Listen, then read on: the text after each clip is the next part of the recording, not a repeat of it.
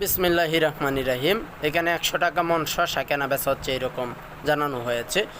তো আমার প্রশ্নটা হচ্ছে আপনাদের কাছে যে দেশে 2 টাকার কোনো মান নাই, 50 পয়সার কোনো মান নাই, সেই দেশে 2 টাকা 50 পয়সা কেজিতে কীভাবে শসা কেনা বেচা হয়, অথচ সেই শসা কিনে নিয়ে 30 থেকে 50 টাকা কেজিতে শহর অঞ্চলগুলোতে কেনা বেচা হচ্ছে।